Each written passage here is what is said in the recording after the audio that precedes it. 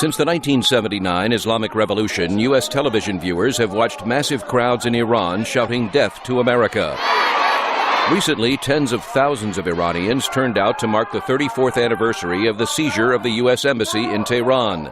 That historical legacy still haunts many Americans. Now that negotiations between Iran and world powers have resumed, some U.S. political leaders are expressing concern about potential outcomes.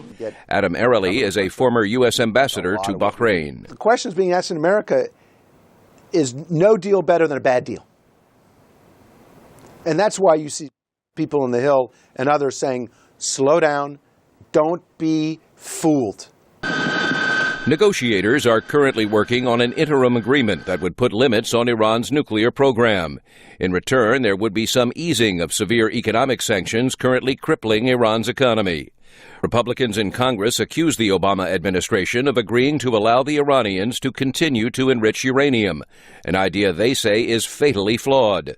Republican Senator John McCain. The Iranians have continuously cheated time after time, overruling both our Arab allies and Israel in their views of the disastrous consequences of this agreement. It's a bad agreement. U.S. Secretary of State John Kerry has spent a great deal of time in the Middle East trying to reassure Israeli leaders. And Arab countries in the Persian Gulf region are also expressing concern. Again, Adam Arely. We do not want to go to war with Iran. And the nuclear program could lead to war. Let's be clear. You know, everybody in the region is terrified of Iran getting a nuclear weapon. And if a deal is struck, Secretary Kerry will have to sell it. We are convinced that this will put us in a much stronger position because it actually rolls back a danger to the Middle East, to Israel, to our friends in the region, and to ourselves. Americans have already seen some thaw in relations. For the first time in more than 30 years, the two presidents spoke with each other on the phone.